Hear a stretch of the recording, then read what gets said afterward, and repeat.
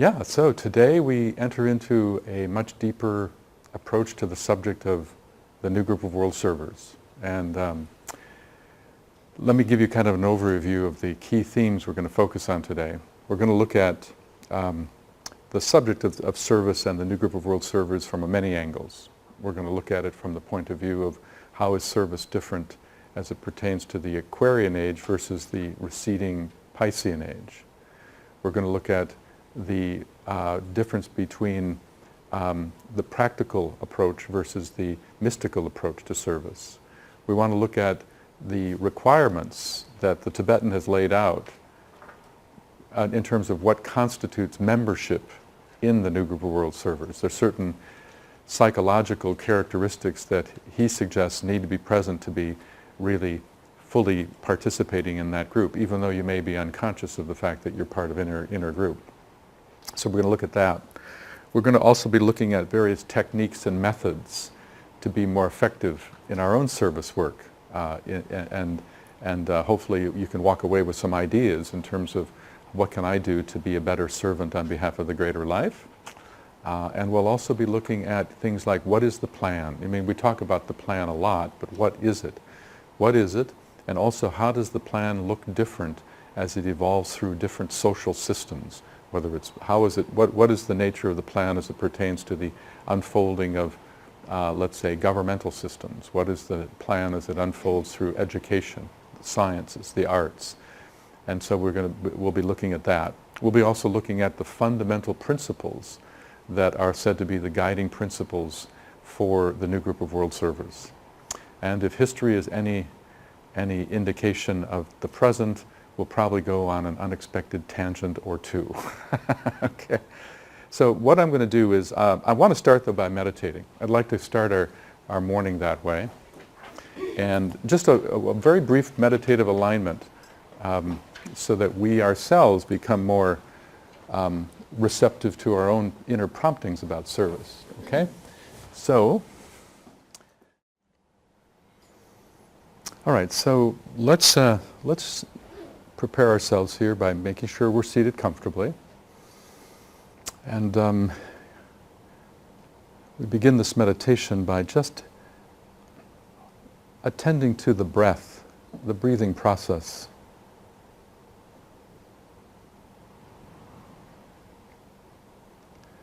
And try to have your breathing become even, so that the inhale and the exhale are of equal length.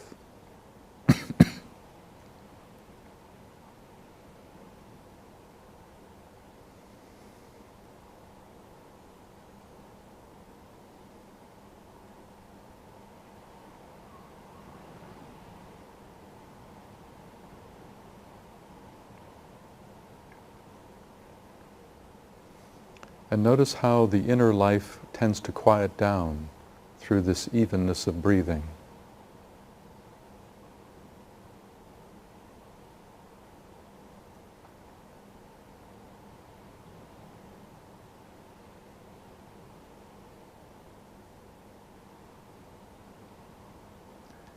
And now shift your attention to your heart chakra. And as you focus on the heart,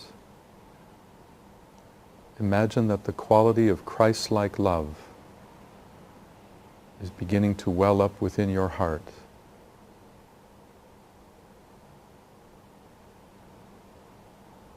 Allow yourself to yield to love and feel the warmth of Christ within the heart.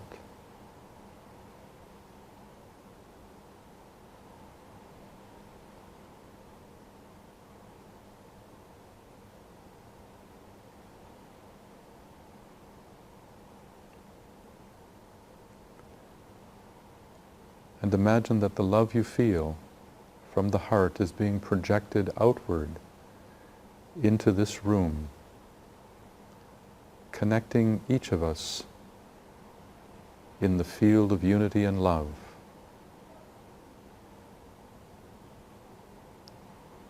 Heart to heart, Christ to Christ.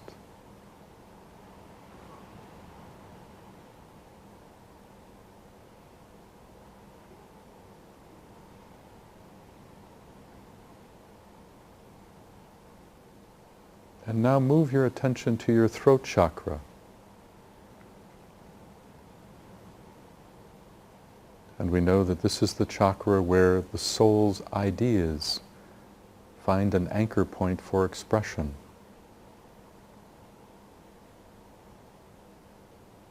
Imagine that this chakra is becoming vivified, enlivened by your focus.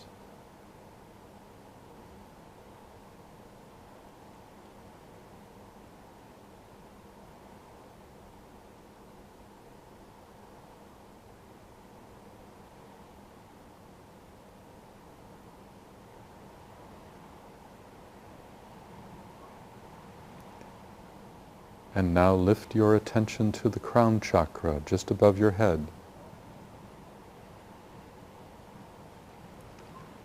Here is where the purpose of the soul and the purpose of the ashram make entrance into our lives.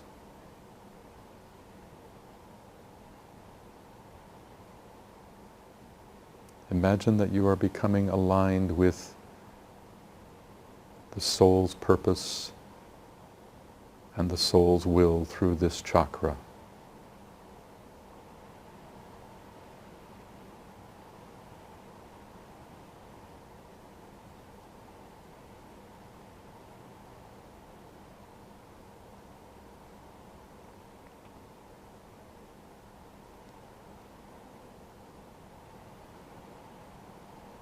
And now move your attention to the ajna center, the point between the eyebrows.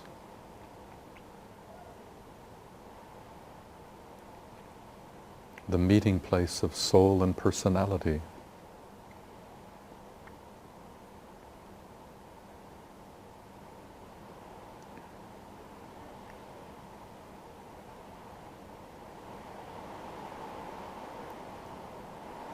And from this point, begin to draw yourself inward.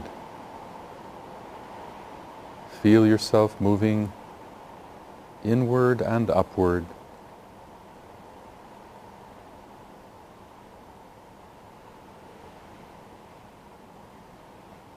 Away from form.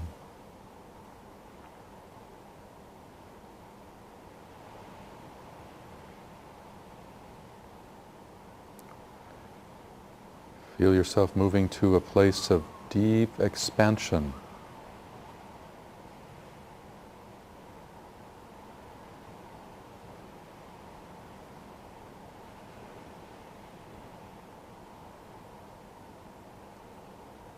A place where you feel boundless.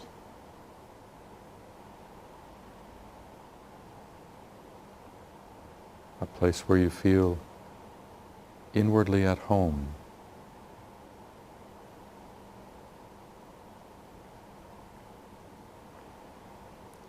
The place of your higher, wiser self, the soul itself.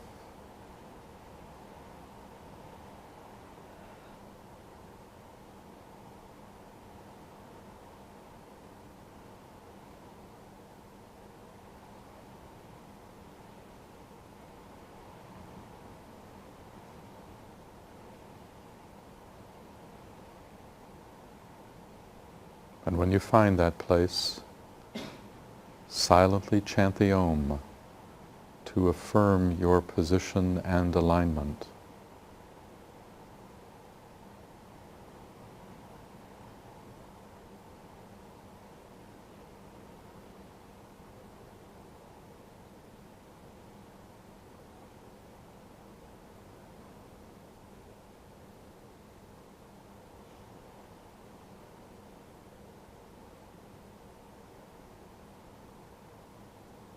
And now from this point, from this soulful place deep within, imagine that a greater life is beyond your soul. It is the place of your ashramic responsibility and relationship. It is the place from which your soul has issued forth.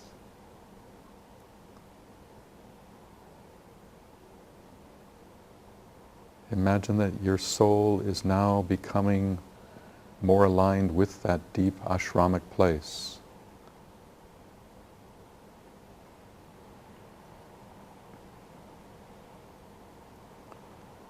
And that a rapport is being established between the ashram and your soul right now.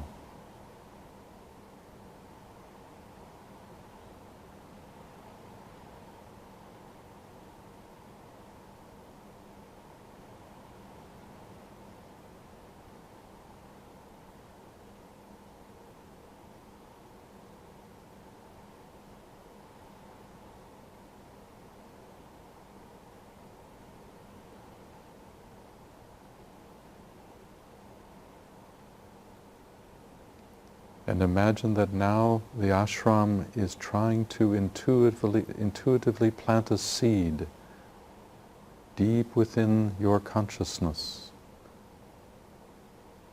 A seed having to do with your service work in the world, your part to play in the ashram's plan. For a few moments, remain very, very still and receptive, allowing this subtle seed to be planted. Be still.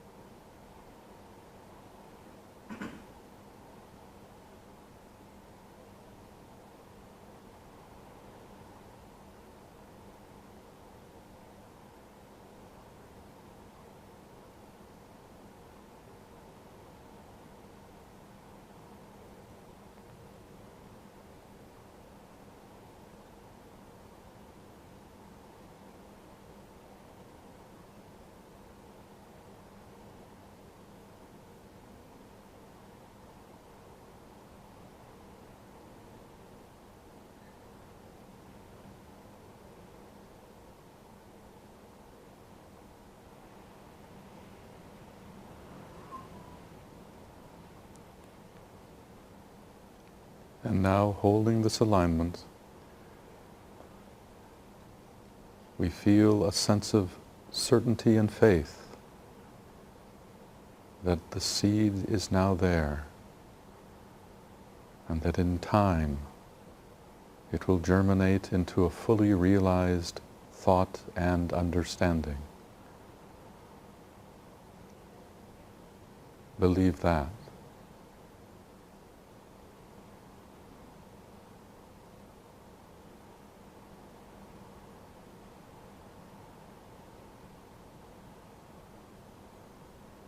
And in the spirit of service to the greater whole, let us close this meditation by softly chanting the Om 3 times together. Om.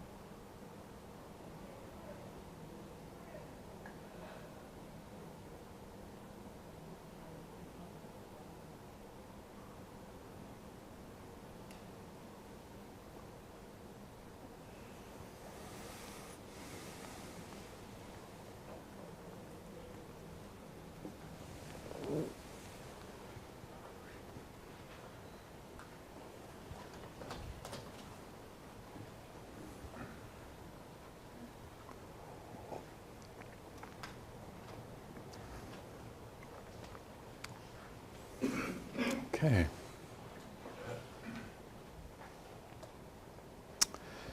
All right, everybody, so let's start getting into this material.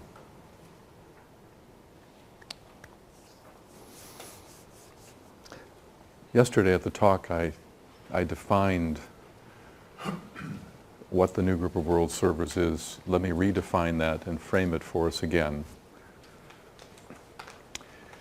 And as I said, there's different definitions in the esoteric philosophy. Sometimes the Tibetan will actually talk about the new group of world servers, and he even includes the masters themselves.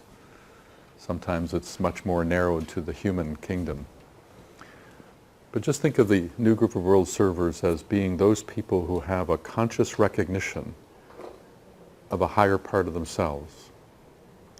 There's some deeper impulse, a deeper call, a deeper sense of wisdom that they are aware of, and that there's a sense that that higher prompting, even though sometimes vague and nebulous, that higher prompting is actually the thing that they must strive to become. And so it's a recognition of something very, very eternal and sacred within oneself. And meditation helps us kind of touch that place. So there's this recognition that there's a higher part of ourselves, and there's also a recognition that that's the thing to strive to become. And of course, as we try to strive to become it, we realize that the lower self is not going to let that happen easily. The lower self is the force that has had the dominating control for a long time, hundreds of lives. And it's not going to let go of the reins easily.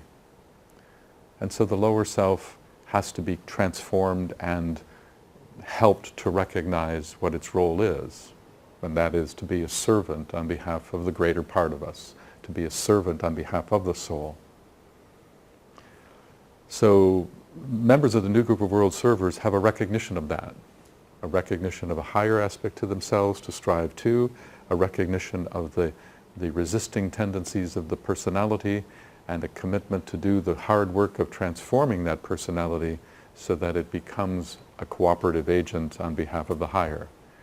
And coupled with all of that is a growing sense of responsibility, a growing sense of responsibility to bring the best of you that you sense into outer expression as a function of service to something beyond oneself. And that's what this is all about, really. The new group of world servers are people committed to giving service to the outer world.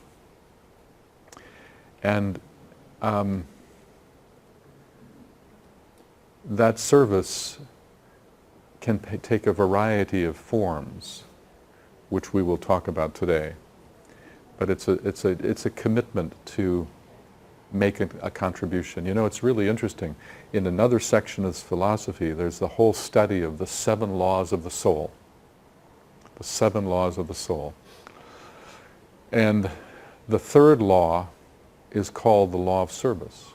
The law of service. Literally, it's a fundamental law inherent in the causal body, the vehicle of the soul, that it wants, it needs, it's propelled, its nature is to express itself through the personality. It wants to do that with the personality as its outer vehicle and not its opposition, which is always where the challenge is. And it wants to make a contribution. This is not a choice that the soul is making. It's part of its nature. It's all that it really knows about its purpose is to express outward the best of it, the best of its wisdom that's acquired over thousands of lives, and that quality of Christ-like love which is inherent in the causal body itself. You may remember last night I was talking about the idea that the causal body is inherently Christ-like. The substance of the causal body is the Christ in you. And it's about bringing the Christ in you into more outer expression as a function of service. All of that together is what constitutes membership in the new group of world servers. And actually, that's the broadest definition that I could use. That would be sort of like a minimum way of looking at it. In a minute, I'm going to share with you some of the other things that the Tibetan says are required to really be part of it as he sees it. But I will say this, that at this point, is that the number of new group of world servers members is increasing. They're certainly in their millions now. The last many decades, more and more are coming into the ranks. And most are unconscious of the fact that they're part of an inner group. 99% of them probably are unconscious of an inner group, but that's not the point. What the point is, we can tell that they're part of it because of their nature, how they think, how they perceive, their relationship to the greater whole, and their sense of responsibility to attend to the welfare of something beyond their ego needs. Sometimes it's about attending to something out there that even has no karmic relationship with you, and yet you have some gifts that would make a difference out there. So one of the other factors of being a member of the new group of world servers is that it's not just that you're serving because you have a karmic requirement to serve because of past incarnational issues, but there are many times when your service is being delivered into an arena that actually you have no karmic issues around any longer, or never did. It's about taking on planetary karma rather than just being preoccupied with your own karma. And that the further you go on the path, the more you're attending to planetary karma and the less preoccupied you are with your own personal karma.